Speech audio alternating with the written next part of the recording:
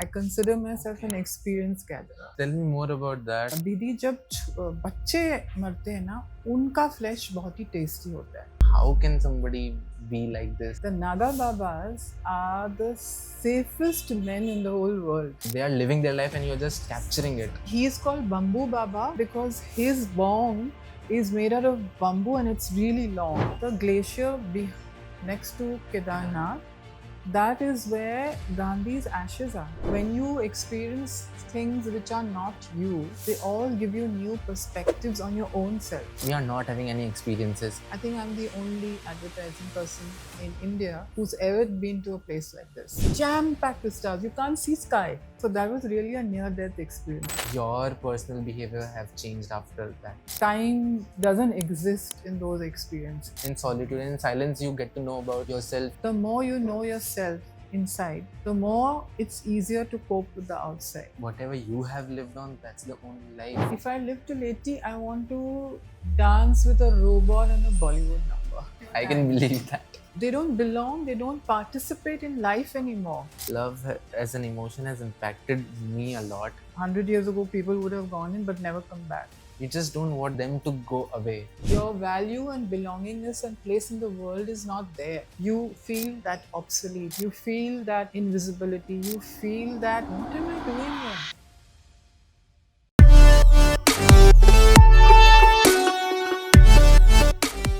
Namaste, ma'am. Thank you so much for coming to the KisseBaazi. The one thing which is stuck with me, जब आप पढ़ा रहे थे हमें the copywriting and all, you started with like everybody is a storyteller, Yes, and right. I have been like never been into it in storytelling and all, but I always used to think about it a lot because I really like the stories and how they narrate and everything and all. So with your module, especially when you said it like everybody's a storyteller and neurologically, we talked about that also. And after seeing your work, and so that's a very common thing in you. Basically, you write poetry, you write ads, you make films, and you are running an agency also. But it all requires a storytelling part of it. That's very close to you. So I really want to ask you about like how did it become an integral part of your life, the storytelling part. No matter how it comes, you just made sure about that. No matter how it comes, but it is out there, and you are telling your story. So really want to get to know about that part of it. Yeah. See, throughout my life, from a very young age, I've always thought about experiences. I'm actually an experience gatherer. I consider myself an Okay. experience gatherer. So my antennas on everything have always been up, and I've always sought to get experiences. So my life has always been wide. Okay. It's like if I tell you where all I've been and what all I've seen, it's really wide. And from that, you get a lot of, it may not go into stories, but you've heard and seen and witnessed and observed, whatever you want to say, so much that you are able to make them into stories. And why am I able to make them? I think is because there is this poet E. Cummings. He had said, I'm paraphrasing, it's not exact quote, but he had said, to be nobody but yourself in a world that is trying to make you everybody is a battle. Yeah. And this battle of trying, being authentic and being yourself in today's world with AI, but also what neuroscience also tells us, and also in your daily life, if you're not authentic, have you realized like if you're working and you cannot express yourself? If you've read the book The Body Keeps the Score, it tells you the more that you keep inside, the more that you can't express out of fear, of anxiety, you can't be yourself when you're trying to be somebody else. It keeps your body, that distills into anxiety, trauma, and you go into what they call the flight or fight mode, the survival mode, which is our primal, when we were like our ancestor, the cavemen, that's the primal mode. And the joy that people who cannot be themselves, and when they realize that they're doing something that they can be themselves, that joy is just the joy of belonging to your mind and body. Like, here I am, like this is me. That is something that it's so exciting in today's world in AI, where your sameness is going to become more and more. That what we were talking about also, differentiation, Yeah. just being yourself, being able to express yourself. Those things, when you do your own personal stories, your own recollections of travel, your own sort of reading and what you got out of it, or literature or movies, what you personally, not that अच्छा सब लोग गए picture देखा and they'll be all you hear the first thing हाँ अच्छा लगा ठीक था वो था. You're processing what did you really like, or maybe you didn't like it, but in your group of friends you'll say everybody saying ठीक था तो मैं भी ठीक था बोलूँगा ना. So that it takes courage, there to say no, I didn't like it. I really didn't like it, and then everyone say, "Hare, what was wrong with it? We all liked it. What's wrong with you? Why didn't you like?" Even in these small little ways, not being yourself and just saying, "Oh, okay, why say now? Everybody likes it." This goes into relationships. It goes into your corporate workspace. It goes everywhere. It goes when you get married and your in-laws. It's a vicious circle. So if you learn to be nobody but yourself from a very early age, which was I think I had a sense of self very early in life. So what was like you talked about you are an experience goer and you liked a gatherer, gatherer. Yeah. And you talked about the belongingness here to your mind and body and to this planet or to this life. So what was that? I was very into when you said it. What was that moment for you? जब आपको लगा कि you belong and you got to know that this is here, this is me, or this there we belong about the mind and body, and you felt connected to it in a way. I don't think there's any one moment, but if you feel that, I honestly feel purpose of every human being on this earth is to experience why you're here. Your purpose is just to experience. There are some experiences which are bad and you say, "Acha, ye bhi hai." There are good experiences which say there's joy and you say, "Acha, ye bhi hai." It's just, to me, experiences. And so therefore I've never said no to anything that I feel will give me an experience. Like this is also, I've done many videos, but exactly a podcast I haven't done. So I said, chalo, podcast bhi karte hain. It will be a different experience. And that's why I've gathered so many experiences in my life, traveled like crazy. And I have been very lucky because I think my intent was कि मुझे सब कुछ experience करना है. So I also in life got that. When you put out an intent ना कि सब कुछ experience करना है, your experiences come.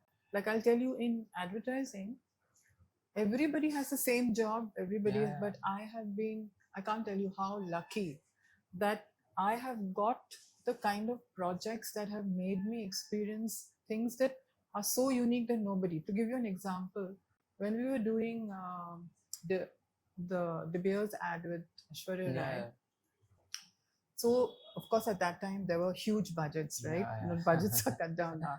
But we got Tarsin Singh from the States. So he was one of the hot ad filmmakers, and he'd also made some films. And he took us to Namibia. In Namibia, there are red dunes desert, like 55 million years ago created. These are these huge red dunes. And in the middle of these dunes is a dead tree pan. It's like basically what happened, all the rivers that were to join the sea, the winds dried them up, and the desert was formed. And in the middle of the desert, there is it may have been a marshland or something before, but it's absolutely white, cracked earth with these trees which look like skeletals, but actually their roots down, they hold water. It is the most surreal place you can ever imagine. And we went there, we took a helicopter from Windhoek, which is the capital of Namibia, went to this place. Aishwarya Rai, all of us lived in tents, The sky there, you will not even see it in the Nehru Planetarium. Just absolutely like a jam-packed with stars. You've never seen a sky jam-packed with stars. It's like jam-packed with stars. You can't see sky. It was that clear in the dead. And then we would, so Aishwarya Rai would go in the helicopter and be dropped down into this dead tree. We would walk on the red dunes and reach that place. All the crew and the ad and all, we had to walk. And this guide that we had from Namibia, she was telling us, you're walking not only in one of the oldest places on earth, but there are fossils of, you may not see, but under the sand there are fossils of all kind of creatures who don't exist anymore. Yeah. So I mean, that is so vivid in my head still. That kind of an experience, so you feel like you are not on Earth. It's like it could have been Mars. It's that kind of a feeling. Now those experience, I think I'm the only advertising person in India who's ever been to a place like this. Yeah. I can say definitely. And then I remember another experience with levers. Okay, when Lux, Yeah. they decided this time we must do economies of scale. So what are we going to do? My script, and where I was the creative director for something to do with Lux, was adapted. They adapted it to all the countries neighboring. So like Turkey, Bangladesh, Pakistan, Sri Lanka, all of us. Yeah. My script would be adapted and they would all get their stars. And we would go to Australia, live there for 8 weeks, live in little apartments they gave us. And then like 1 hour away from Brisbane, in a huge, massive warehouse, we built sets, And so it was really crazy because one line, that time it was, I think, Juhi and Ravina Tandon, right? Oh, the long time back, Indian ones. But there were other, there was a Meera, very famous from Pakistan. So they would do that, they would come, for instance, come down the stairs, give their line in Hindi and leave. Then the Sri Lankan would come down the stairs, give a line in. So it was like a factory shoot. But we all became, amazing experiences. We all became friends, and they fought. We would have an off day, but the Pakistani team and the Indian team would have cricket matches. Oh, genuinely cricket matches with lots of players fighting. It was amazing. These kind of a beautiful guy called Dick. His name was Mark Dick, Australian director who was in charge, and I was the creative custodian and the creative director of all.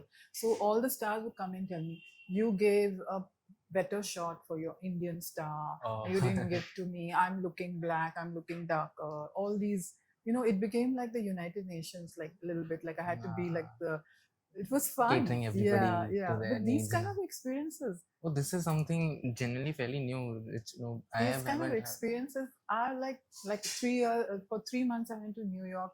We were doing a Lux International. So they called one person from China. They took one from India, and it was like, let's discuss Lux on what makes women all over the world want to. So it was like 3 months of like a working together, and with Chinese, which is so different, right? We were all put up in a hotel in Manhattan, and we had such a good time, like we worked, and that's the first time I realized that the foreigners, Friday, they have a beer in office, and then bye-bye Tata, they go do exciting things, see you on Monday. There is no way anyone works beyond 5 on Friday. Yeah, that's such a good quality of life they have. They all do interesting things. They go up. I was talking about this from like people who are like working right now and they're writing. So we were talking about it, and they were like, how can you make us write sitting in corporate office of a class for 24 hours for 7 days? You can't make us write. We are not having any experiences. We are not going and seeing the nature. We are not able to see what's out there. And now you say ki write about that. How can we? If you are sitting in a box and you are telling us to write, how can we think of it? So we were talking about what are the ways for a particularly copywriter or writer, how to cater to them. Like, should you free them? Like, okay, it's your work, and now it's on you how you want to do it and from where you want to do it. Is it be like that, or because it is genuinely basic? Because you are also talking about those experiences. You never know, but when you start sitting for a work and you start writing, those are the things you recall automatically. Exactly. Even if you don't know, that's like subconsciously stored in your mind. So that's why whenever close to that thing come in, you automatically goes to that story. And I remember you made us do something to ask every class, every person in the room, that you have to tell a story from your parents about a particular brand which they use, and you make an ad out of it. And at that moment, we all came up with such beautiful scripts. If we make them, Yeah. in like that, it's gonna be good because they were real, they were touching, and everybody was Exactly. crying and Exactly. like feeling it. Yeah. But we don't do it naturally when don't. we Yeah. others say that or write about it and all. Exactly. So that's we run from it. And you talked about those many experiences, and you've been into Tokyo, a lot of places, and you were talking about Namibia also. This is kind of experience like everybody would love to have, seeing the sky with full packed stars and red dunes, and it's, you are just saying it's living on the Mars. It's like living on the Mars. That's going to be very crazy. But apart from the work, apart from the advertising agencies and world which took you there, what are the like travel experiences you had? Once you go to reach a place, you experience the nuances of that particular place. So I decided to take a break. See, I'm very interested in human behavior. Why we do the things we do. And then I was very fascinated by sadhus because they have a other way to live from all, right? So I have done a lot of sadhu hunting or gathering or whatever you want to call it. Everywhere. I've been to Pashupati, and I've sat, actually, the Nagababas are the safest men in the whole world for women. You know why? Why? Because they have an initiation ceremony in the Naga clan, which breaks the nerve of your, you cannot have sex after that, right? So they are the safest people. I have stayed all night with the Pashupati and the night before Shivaratri, sitting next to them. They gave me a blanket. They all sit around the temple and they wait for that time the royal family. It was about 8-9 years ago. The royal family comes and gives them, and they curse the royal family because earlier they used to get money, now they get blankets and something. But the whole night, and I've been with them to Kedarnath. And stayed there. Just before, that was a long time ago, I walked. In fact, I didn't take any helicopter shelter. I walked that beautiful, it's the most beautiful walk. And it was I left, and that, remember that flash flood that happened? I just left, and I can't tell you, because the lodge that I stayed and where we used to eat every day, and those little chotus who come around giving you khana and all, they all passed away in that. They all. I called straight after that, and one pandit in the temple, sab gaye, didi, sab gaye. I felt really, really bad about that. Just like 2 days I left, and this happened. Yeah. But Kedarnath is an absolutely another place. Do you know that the glacier next to Kedarnath, that is where Gandhi's ashes are? He had asked for some of the ashes to be put in that glacier. People don't know that till you go there. Then they tell you his ashes are there. Some of his ashes, he had asked for his ashes to be put, and some of his ashes are in that glacier. The glacier is just behind the temple. There also we met a lot of Nagababas. We sat with them, chatted while they're having their and they also say ek to le lo, ek to kuch nahi hoga, ek le lo. Prasad hai. Yeah, prasad hai.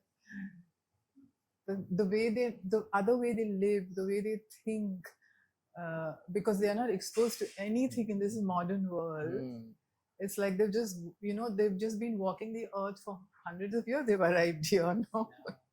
And their whole sense of understanding of the universe is so different. I went to Kamakya, also met all the tantrics there. Tantrics, I stayed with them in the near the Kamakya temple, where they actually told me stories of how I asked them, like, you eat dead bodies, right? So what's the experience? And one of the guys said, दीदी जब बच्चे मरते हैं ना, उनका flesh बहुत ही tasty होता है. Can you imagine? I had goosebumps when I heard that. What are the interesting, more about that, because this is something different. And what was your experience with them? And but the tantrics are very, very different, because they come from their basic logic is that if we can feel no feeling of any kind, like we can sit in a cremation ground, eat the flesh, it not affect us, alcohol does not affect us, nothing affects us, then we are completely detached from the world. And then therefore that's when our sadhana begins. And then they but a lot of them, see, I've been lucky. Met mostly genuine ones, but there are a lot who just drink Do, and then yeah. say they're tantric. They wear those black robe. In Banaras, you'll meet. I made a film on Banaras, by the way. Okay. In Banaras, you'll meet a lot of those tantrics who are just sitting there. But Banaras also is a city of such. You just sit on the steps. Yeah, You don't even that have to ask for an experience. Someone will come and sit next to you, talk talk about about some, something. yeah. You will hear, the tanpura or the sitar starting on the gullies behind, and you'll have these chaiwalas coming, and you can just, these are places and these are people who somehow give you an experience of eternity. I don't know how to explain it. Like time doesn't exist in those experiences. It's like there's no time. And You're out of those, time. You're out of time. You're beyond time and space. Like that kind of a feeling it gives you. Like sitting in Banaras with these people, or meeting these sadhus in Kedarnath, or places like that. It's just. I remember also I've done the whole Buddhist route in Spiti, Lahore, and all that. Okay. So I remember we were going. So you have to go. There's this beautiful lake called Chandratal. Yeah, you heard of it, right? So Not before going to Spiti, Lahore, you Went to stop at Chandratal. So we were doing a shoot for something. Okay. So what happened on the way to Chandratal? The roads are very, very. It's very, Very narrow, high yeah. up, 18,000, and it's very narrow. So the pura pani bhar gaya tha. So what the guy at the gari said, the driver said, "Aap nikal jao, and without your weight and your camera and all." There were just two of us, one camera person, me. I'll push it in the water. So you walk. So we started walking gingerly, but there was water, and there was just a straight, nothing else but down, like 18,000 feet down. Okay, and I actually slipped in the water, and I held on to. So that was really a near-death experience. Okay, I held on to one rock, and I was carrying camera equipment, all the rest of the camera equipment. He was carrying the camera. I had that on my bag, and I don't know what I still don't know till today what I held, because it was underwater. I just held on to something, and I had the most strangest experience. A voice, like, I don't know if in my voice, inner voice, whatever, I've never thought about it, said, "But it's not your time." It's very strange. Huh? You might think this is weird, but it really said, it's not your time. I can believe that. And then I just screamed at the camera person, and he was looking how to save her, because he'll also fall. So because of the weight of the thing, I could be pulled up. And I was a bit stunned for a long time. I was like gazing like somebody who's totally knocked out by drugs or something. He looked at me, say, "You're okay." Like I was. Then we went to Chandratal, which is this lake which they say you cannot even put a finger in. Yeah. Okay, something will happen to you. It's been there since ever the Himalayas. It's in the middle of the mountain. It's just beautiful. It's just round. It's green, and when the full moon comes, the moon takes over the whole lake. So you just see a massive. It's like the moon has come for a bath in the Chandratal. It's like it's very you can see each other. It's in at that night, because with the reflection of the water. Yeah, you can see. That's the only time. Otherwise, it's dense. It's mysterious to the core. And then you have we have these tents around, and many people come. So we all put a fire. It's very cold, and we don't know everybody, but people have come. So we all sit by the fire. So that day I was telling my story, what happened, and people were saying this, and then say, "Okay, let's lighten up the mood. Antakshari karte hain." So we started singing songs, and everybody's stories.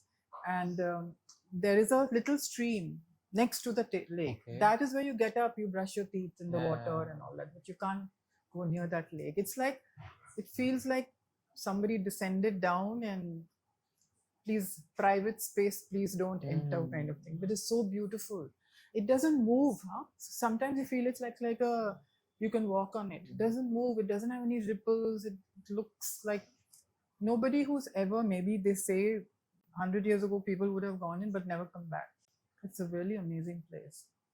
There are like a lot of places like this, with Mount Kailash also. Yeah. And I was talking to somebody, and I asked, because there were a lot of studies about it, like nobody can walk, nobody can like climb the Mount Kailash and all and everything. But there are few people who've tried, and after coming, they were like not physically harmed, Yeah. but they mentally.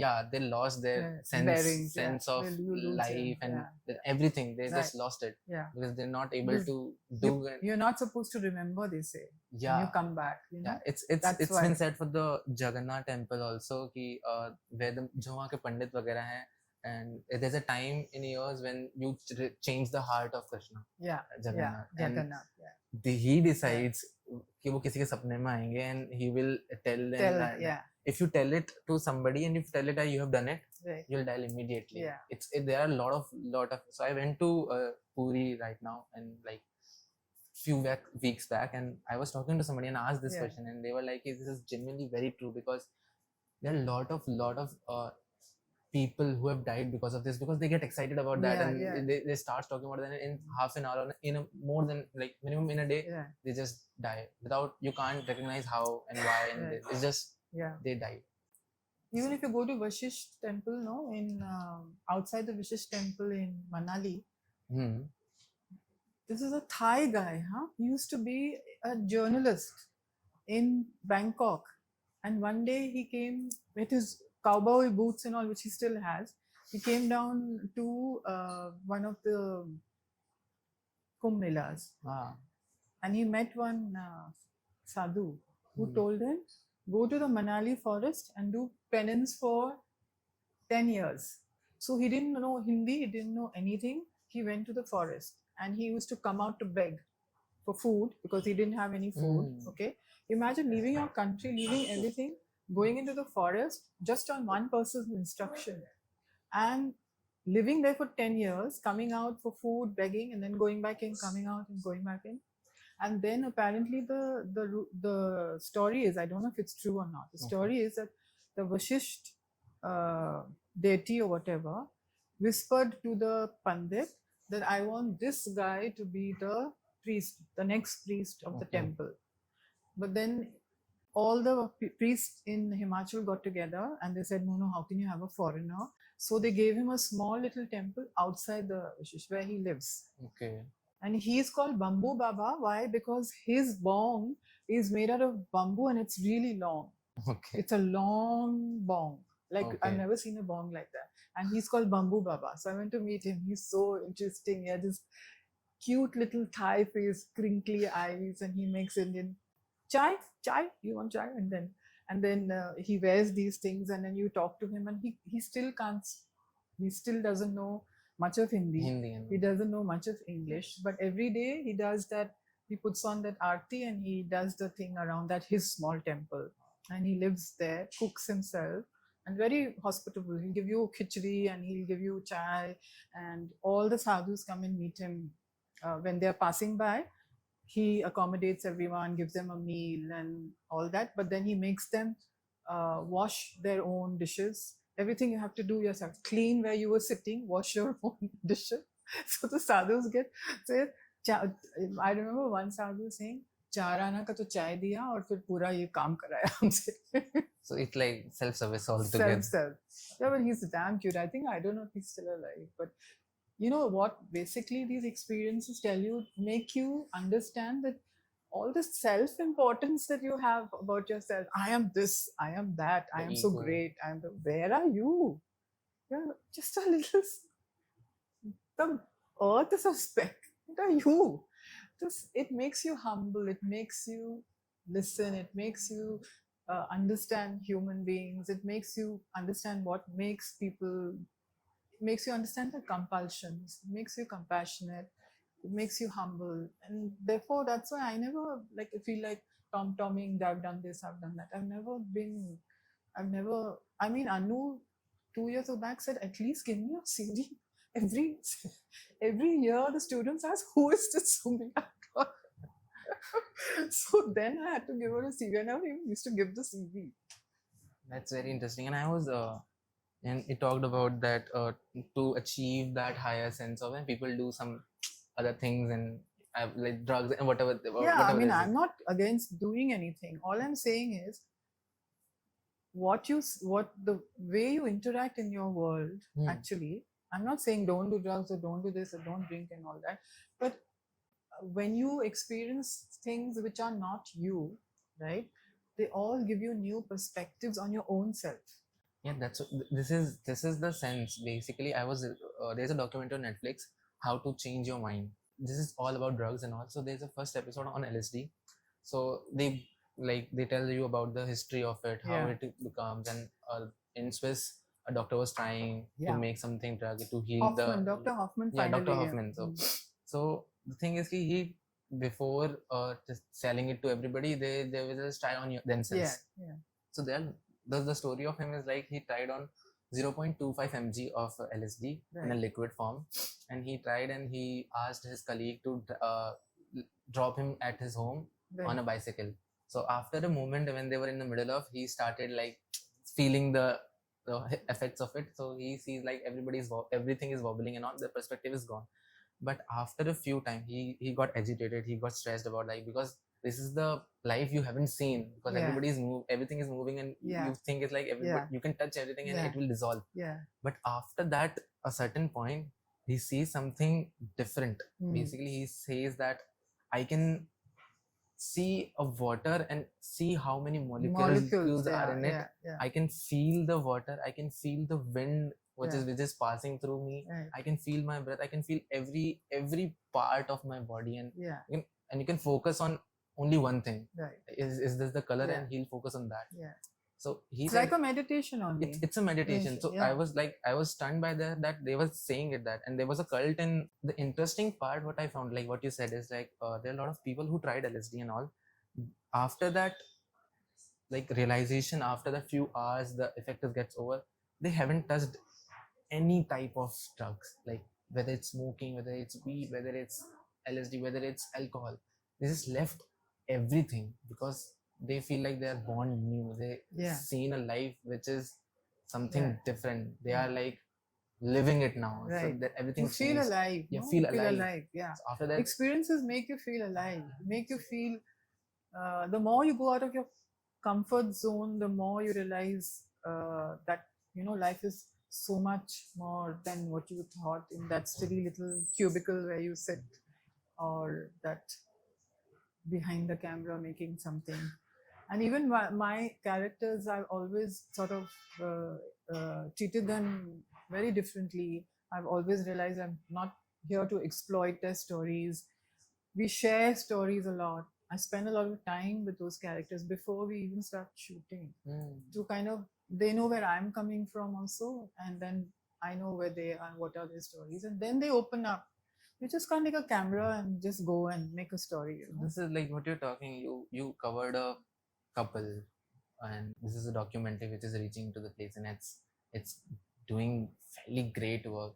But this is a topic which is not very talked about, euthanasia first, and majorly in India. It's a passive euthanasia here, not like you can't just decide whatever you want to do.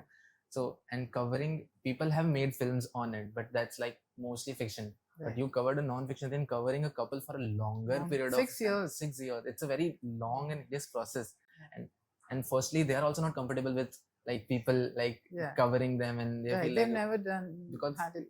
So how was that experience? 6 years in a chawl with the same couple and seeing them daily or like frequently and covering them, like, and just doing and editing. I'm not sure how you edited all that clips and all, because lot of footage. People can't edit like 1 month of clips and all. It's a 6 years. That's a big and it's a real.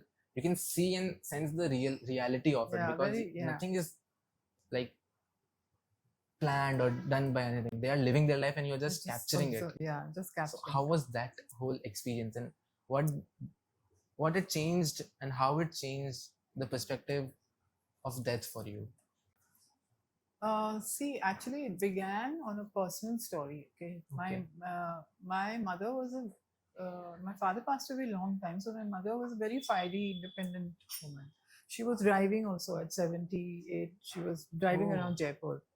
Like she was known to be that lady who was driving a small little Maruti. She would go everywhere. In 78, I think the doctor told her, like, आपका health well ठीक है, लेकिन थोड़ा कुछ problem है, आप drive करना बंद कर दो. Okay. And then, so after that, all her spirit and her thing came down, and she started when I used to call her from Bombay, she started thinking, well, I want to just go with dignity. I want to go with dignity. And she kept saying that. And like any daughter, no, you say, "Arey kya, mama, you got this thing, you have a masiyan hai, sab hai, what are you saying?"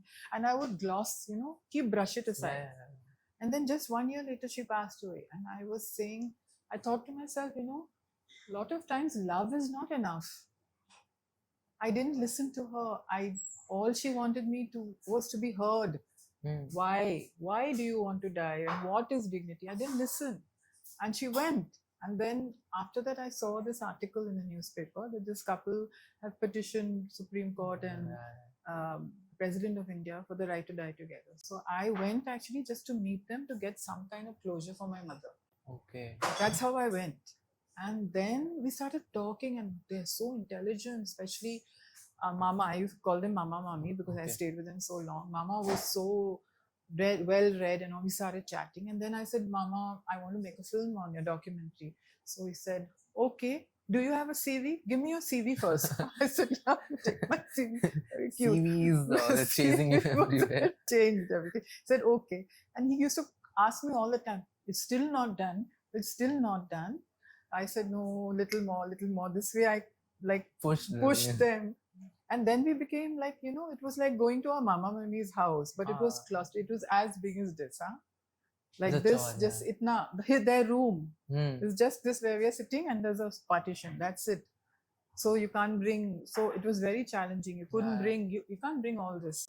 One camera, sometimes tripod, and a sound guy hiding his sound, or I was doing sound sometimes, and it was claustrophobic because the silences. My young DOP and the sound person, they would say, I need a break. Can we just go out for a break? Because sitting in that little tiny room with two people whose presence felt like absence, actually. There was that feeling when you went there. And the crew was absolutely used to feel really claustrophobic, even me sometimes. And then I decided, what's interesting, if I just say that they are lonely and they're isolated in this room and we just shoot them, it won't be more as interesting as seeing life outside. So what I started to do was I was taking life outside. A chawl is very busy, busy. And they have lots of seasons and festivals and all. So I started doing that contrast for people to understand how when people are aging, how people they don't even look at them. They're invisible. You'll pass them on the street or you'll walk. Will you ever look at a 82-year-old, 89-year-old man and woman walking alone? Think about it. Have you ever looked at anybody when you're walking? So you look at a nice-looking girl or a nice-looking guy or something. Do you ever look at? They're invisible. They're there, but they're not. They don't belong. They don't participate in life anymore. People pass by and they say something kasha hai, they'll just say and then they go. I remember Mami telling one young student that teach me how to do the mobile, come after your class. Yeah, but I have exam now and I have this, and there's always an excuse. They had no visitors except one brother who came. And that sense of, what is the sense of you having lost value about your place in the world? Can you imagine it? Your value and belongingness and place in the world is not there. You feel that obsolete. You feel that invisibility. You feel that, what am I doing here? What is left to do? Even when we used to say, when they were talking, they used to quarrel. So the quarrel is very funny in the film. They quarrel like little thing. But beyond that, after the quarrel was over, again silence. Because what do you do? What do you say? They did their little chores, but those finished because they used to eat in like this much chota bowls. Okay. This tiny bowls was their khana. They needed nothing. So what they said was to me, I mean, I didn't in the film take any sides. I didn't say this or that. I got Barka Dutt to say she did an interview with them, and some people came and did and all, and nobody agreed with them because they were also the highest Brahmin class. Okay. Konkanists and Brahmins in Maharashtra, okay? And imagine, they were respected, but they still took this very anti-karma, anti-rebirth stance because they really believed that if they don't die, they will fall ill and they will then be dependent on someone, and then one will die before the other. Those things used to, that those fears were more than death, Yeah. right? Yeah. That's So genuinely very true. the most rewarding thing, everywhere I've shown this film, everywhere in the world, India, everywhere, the most rewarding thing I can tell you is, after the film, people come up to me, young people like you all, okay, which is so rewarding. They come up to me and say, oh, you know, after seeing a film, I think I'm going to uh, meet or talk to my grandmother or grandfather more often. And somebody saying, I think I'm estranged from my father, some American was saying, but I'm going to make that call today. That small little acts of connection, right, which we are losing, right?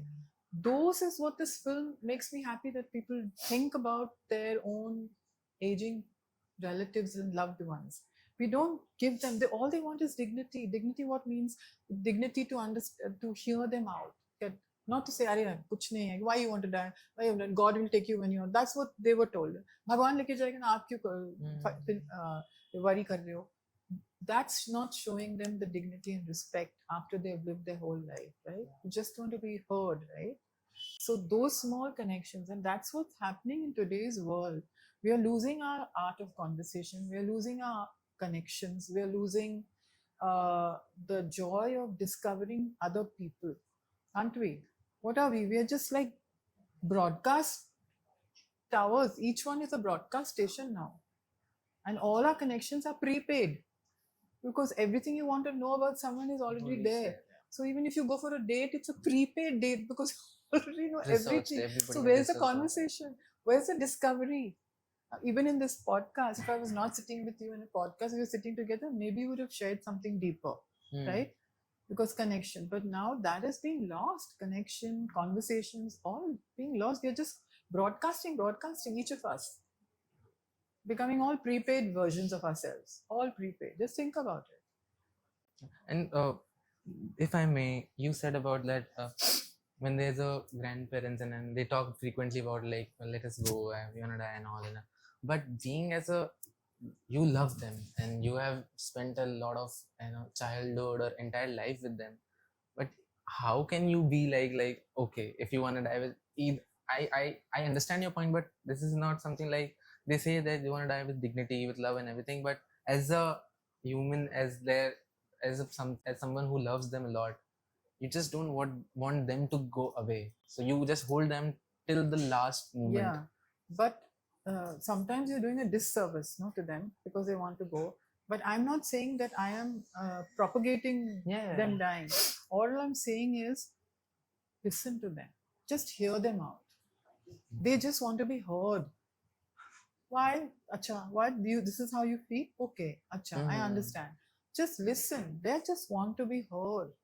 Their voice has been silenced because they're old. Nobody comes, visits them. Nobody, yeah, you see your grandmother if you live in a joint family. Acha, nani kaise ho, and all that, and you go off to do something else.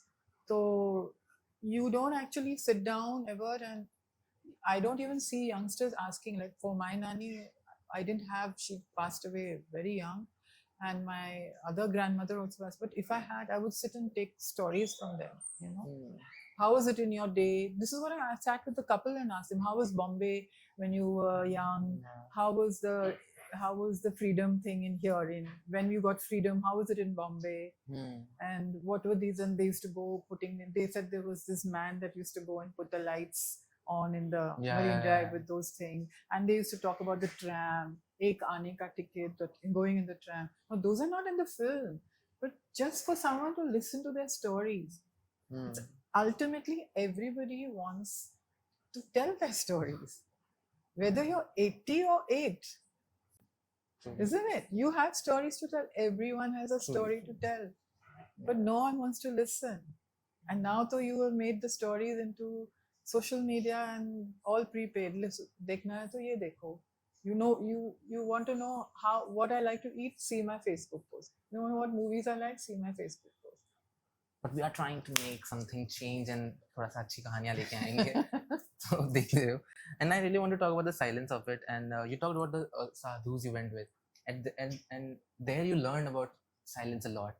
When because They make a lot of noise, by the of way. course, but Yeah. they're They detached, get up in the morning and they. detached from the world, and they're living the different lifestyle Yeah. altogether. This is another way to live only. There's a sadhu techniques, and there are a lot talked about from a lot of people. There are different techniques. You talked about that. Tantric have different sadhana. Yeah, and the Nagababas are different. sadhana. Yeah, But Gorakhnaths they're have different. different. But Yeah. mostly Buddhism and everything. But Buddhism. mostly the common thing in which comes to that, silence is the one major part of it. Like Yeah. because Yeah. in solitude and in silence you get to know about yourself and in the world about like clearly, basically. No, So it's basically getting to know who you really are. so you talked about in the movies also silence about, and the Yeah. crew and everybody got Yeah. claustrophobic Yeah. from that, because after the point of time you start listening to your head Yeah. so loud Yeah. that it becomes like Yeah. inevitable, like you just want to Yeah. drop that feeling and just Yeah. run away from Yeah. that and just do something, Yeah. keep yourself busy. Yeah. So how did you deal with this? And Oh, I love silence, by the way. I love solitude because with all these experiences, I do my own kind of meditation in the morning. okay, And like you say, see, there is a certain time where you will listen to your voice and you'll get, I don't want to hear. yeah, But if you stick with yourself for longer, then actually your true self, your inner self will come out in ways which you can't explain to anyone or this thing. And it helps you cope with the world. The more you know yourself inside, the more it's easier to cope with the outside. So all these experiences, talking to people, being open, understanding different kinds of people from the outside helps you understand yourself and where you are actually in the inside. It's not like you're competing or you're wanting to sort of show yourself out with against the others. It's just understanding really what is it that makes you tick. To give you an example, when I joined advertising, I realized very early that I cannot do flattery. Flattery gets you very far. Go to your bosses. What a campaign, boss, you did. What a campaign. It's like God all over. It gets you closer to the bosses. yeah. So I thought I cannot do this. It shows on my face. I'm very authentic. I just cannot. I cannot say you're looking lovely if you're not, or I can't do it. Yeah. And I said, what should I do? I have to do something, right? To To show that I'm good. So I decided to start working really hard. And what I started to do was everything. So I said, okay, some people are going to be jealous, they're going to complain and all that about me. So what am I going to do? So I started putting down everything that I worked on. Okay. Like all my little milestones. Because bosses forget, right? Okay, you do this, great job, you got an award and all, fine. And after 6 months, they forget. So you put down everything, or client said something good, or whatever was my milestones. And I was right, because maybe 2 years in, my boss called me into the room and said, there's one or three complaints about you, you're not done this, you're not done that. I said, Acha, really? But this month I did this. Then the second month, the client said this. We won this pitch. So I was in that pitch. I did the creative for this. Acha, this I went for the shoot. This film I was not there because I was shooting for 3 weeks. And then the boss had nothing to say. He just shut up and said, okay, just go do your work. You had your counter ready. Yeah. So you have to decide what makes you tick in corporate life and use those strengths to your advantage. And then your weaknesses don't matter. It's because you understand human beings, you understand how they work. Every office has those stereotypes. There's a narcissist, there's a banda who doesn't work and takes credit. Every institution has these. There's somebody who loves to live on flattery, only lives on flattery. There's somebody who's corrupt, also corrupt. There's people who are corrupt also. Okay. So yeah, of course, people in advertising corrupt. They take cuts from producers, they take cuts from, there's corruption also. So all kinds of people are there. There's somebody who's absolutely neurotic and gets anxious at the drop of a hat. So keeping that person calm. So there are stereotypes. The more you experience the world, the more wider your scope is, the more you're able to deal with compulsions of people and understand. Acha, ye aisa hi hai, let it be. No? You talked about the human view when you like to observe the human behavior, and behavior of it. So tell me more about that. Like, what are like things at situations a human behave which you are also like figuring it out, like how can somebody be like this in that particular situation? I have a very personal experience. Okay.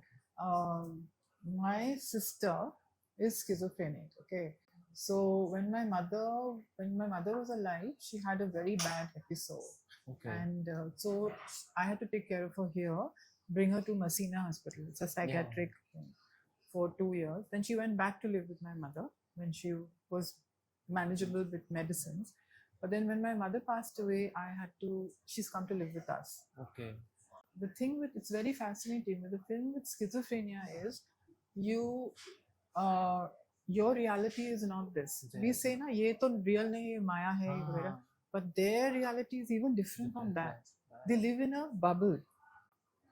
So it's very hard also to live with them. She lives with us now, and from 2016 she's been living with us. It's very hard to sort of understand their minds, because their minds do not interact with, we call ourselves normal, we may not be normal, but generally normal. Yeah. Okay. So it's a different mind, it's a completely different mind. So how do you interact with, how do you live with a different mind? So that's where all my experiences with humans I've come to understand that, okay, I've understood the whole chemical thing about schizophrenia by reading a lot and seeing podcasts and all about what it is about the mind. And then it is just, okay, it's understanding that this person is different, and therefore all the all the all the changes of behavior when you're interacting with a person have to be yours. You can't expect them to change. They have a certain personality, temperament. You can't change that. So you have to change yourself. And sometimes, I mean, I'm not so any saint. Huh? Sometimes, of course, I'm irritated. It gets to me. I'm shout sometimes. I'm not any saint. But the thing is, it makes you understand there are so many now. Mental health is such a big thing, and there are so many people who are living in this different mind. And to understand that, if I didn't know myself, it would have been very difficult to look after her. It does make you, whenever you talk to somebody, it's your understanding of the world versus their understanding of the world. It's mostly like that. If you say something like, you think, if you had some experience and then you always back them up that, oh, I had that kind of thing, oh, I had that, and you somewhere neglect the other person's perspective or things like that, because you think whatever you have lived on, that's the only life, that's your area, that's your radar, that's your circle to it, and you forget about the other person's and perspective. You step like seeing what they are seeing from their eyes and how they are living in. So but this type of things make you feel like what you are seeing is not entirely the right thing, because if you can't drop it, you won't be able to understand the other person. The understanding metric of for a human being, it's like it makes high then. Yeah. So it's like it must be difficult for you, but how did it change you as a human? Because we see parents also change after the like a child is born, because to tackle them and to be patient with them, you see how their personalities shifts and everything shifts. So what do you think your personal behavior have changed after that? I think I've become more patient. I've become more compassionate. I think I now accept the role of a caregiver. Earlier, I used to fight it. Okay. You know, you fight it. I don't want this responsibility. I don't want this caregiver thing. So earlier, it used to be, see, you know, the neuroscience has also proved that resistance to things creates also problems in the body and the mind. When you resist things, so it's like we are made up of electrons, photons, atoms, right? So anything that you're resisting against something. So that is definitely creating something in your body. It's making you may get physical symptoms like inflammation, stuff like that, right? So in the beginning, it was very difficult. And I stopped the resistance and accept it. It is what it is, right? That helped because I also I got used to have a lot of illnesses because of that, because it was all showing in my body, right? All the frustration, all the why me, you go through these stages, why me, frustration, everything. I don't want this responsibility, all these things, they natural process of caregiving, natural. When you arrive at acceptance and you do not resist that this role is there for you, it's a role you have to play in life, so you just have to accept it. When that comes, then it gets a bit easier. That's beautiful. And I would like to change and talk about something else. And what's your one thing I get really excited about and I like talking about is love.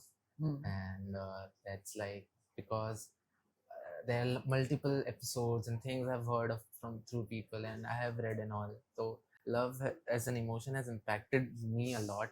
Not just a romantic love in a relationship, not just every type of love, just love as a word, love as a feeling, love as a thing.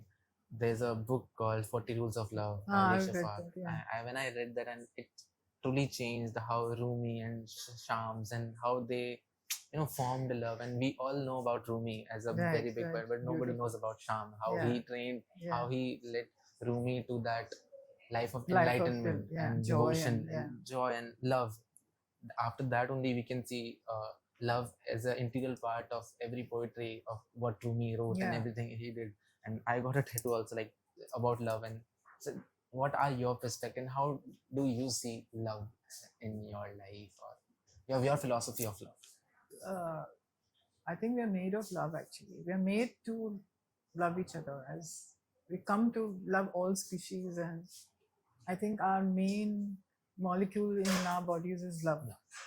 And if we then all the things we do, like hate and make these cliques and tribalism and all that dissipates the love. So I think if you can arrive at love as something that your body needs, your mind needs, and therefore if something you need, you have to give, right? Anything you want to receive, you have to give. And so it becomes that receiving and giving and receiving and giving, which is very important, I think. And I think that even as a creation, everything has only two circles. It's either love or it's then the opposite, right? It's like everything is two. Like even the atoms it's got a photon, it's got an electron. Everything is duality. So there is only, I think there is love and there is fear. Not even hate, I would say. There's love and there is fear. And every human being's choice is, do I go the fearful way or do I go the love way? In everything in life, it's just two things, love or fear. So this is making me fear. Should I love? Should I shift to love? Or should I continue to fear till I get anxious, like, or should I just accept it as love? There is nothing else in life, just love and fear. I think that's beautifully put. And next thing is, as a storyteller, as a writer, as a curator of many things and making a lot of films, as in writing poetry also, as a whole storyteller, what is the story of your personal story which you would like to pass on to people or which inspires you a lot? Basically, there are multiple times I also get like, let's not do this, and you get like hatash ho jate ho thoda sa har cheez mein, aapko lagta hai yaar sab kuch galat ho raha hai and everything like it's going downfall and all. But at times I remember few particular stories about myself which I also tackled through and I lived that experience, and which makes me feel like yeah, kar to ho to sakta hai, like if you have done that also, and it charges you in some way. So what is that particular story for you? I don't know about one particular story, but I know that what comes in the way of what you want to do, like what I wanted to do, sometimes becomes the way. Because what I wanted to do in college was to join FTI and do film. But my mother was hesitant to send me to Pune. Yeah. So then I took the other way around. I went to Japan, studied it, then I worked there, then I came and back into advertising. So my film school became advertising. But then I made all that effort I would be there. First of all, I worked with fantastic directors, but also I made the effort. Nowadays, I see that people leave. I was there right till the end of the shoot for everything, packaging, and I was there for all the recordings. I was there for all the edits. I was there for all the post productions, and I did post productions all over the world. So I learned, and I learned by directly. All that was my effort somehow, and that became my film school because I actually really, and the director started understanding that Sumira wants to be there and she wants to do this and wants to be there, and that way also I could defend my films also when clients said something because I knew the process what happened. So I said, this is not possible in post production. They said, ye isko post mein kar do. I said, no, it's not possible because I knew. I was there. I sat nights and nights in all the studios. All these old studio people know me like from this because I did that. So what came in the way, I thought, oh, mujhe nahi jaane diya, actually became the way, came full circle actually now to me making film. Maybe a little late, but still it's great, right? Yeah.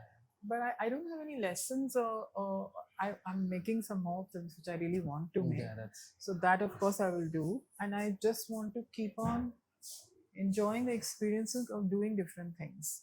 And then I've decided that when I'm 80, if I live till 80, what I want to do, I love dancing, okay? I really love to dance.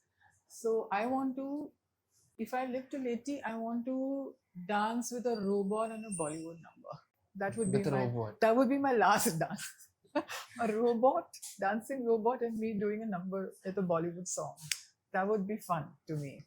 That will be your last dance. That will be my last dance. Yes. I think we got our end note. I don't think that's that.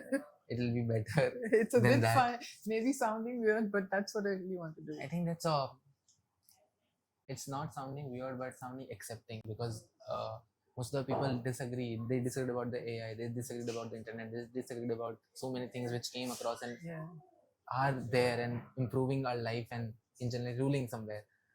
But for me it sounds like an accepting thing. Like there will be a point when robots and every like whatever we see in films or in like prototypes, and they will be real. Firstly, there was like only a animated video of folding phones, but they became real also. Yeah, but this is the only technology that all the other technologies were benefit for us. Yeah. This is the only technology like us. There's a big difference this time, right? Yeah. But yeah, acceptance and looking forward to it is something obviously. Otherwise, why are you living if you don't want to go to the next step, whatever that next step is, isn't it? Yeah. One last thing I was wondering, what's the story about the tattoo? Oh yeah, this story is in Japan when I was there. When you went for the study here? Yeah, there was a folk story about this princess who fell in love with a fisherman. The princess fell in love with us. Fell in love with us. It was a famous story in Japan. And then obviously the king, she wanted to marry this fisherman, and the king didn't allow her. So she decided to join he would go fishing, and she decided one day to jump into the sea.